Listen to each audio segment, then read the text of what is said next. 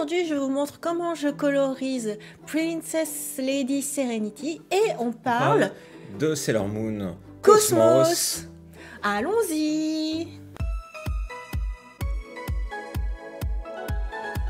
C'est parti pour la mise en couleur. Donc la semaine dernière, vous avez vu l'ancrage du dessin sur papier et maintenant on passe à la mise en couleur sur iPad Pro.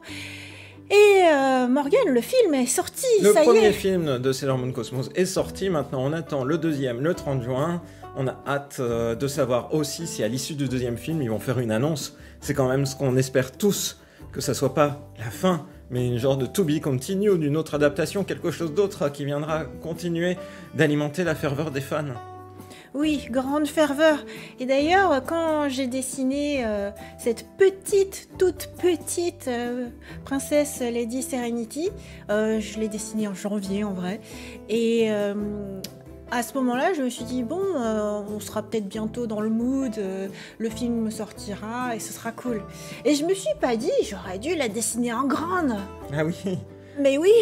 Parce qu'en plus, elle apparaît quand même plus grande dans le film Sailor Moon Cosmos. Oui. Parce qu'elle apparaît aussi, elle a grandi avec ses propres guerrières. Et ça aussi, ça fait partie des choses qui étaient attendues de voir à l'écran depuis des décennies.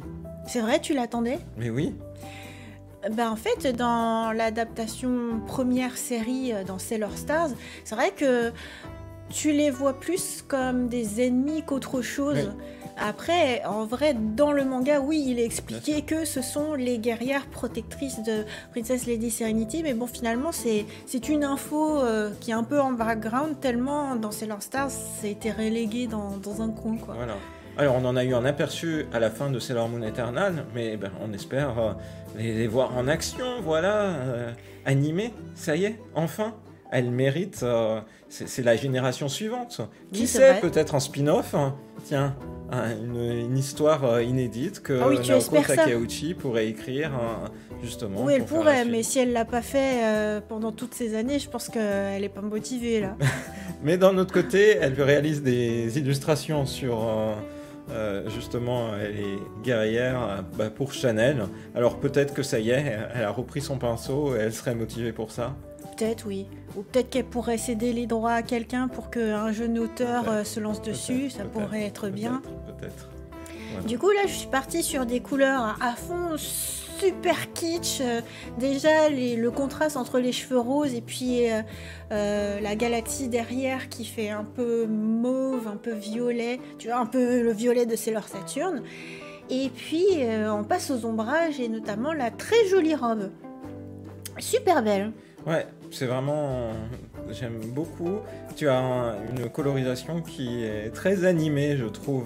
Très animée, comment ça? Oui, dans le sens, ça fait... On a l'impression d'être face à un personnage qui sort de l'animé. Ah, mais là, par contre, j'ai quand même mis mes ombrages pleins de dégradés, de douceur, donc...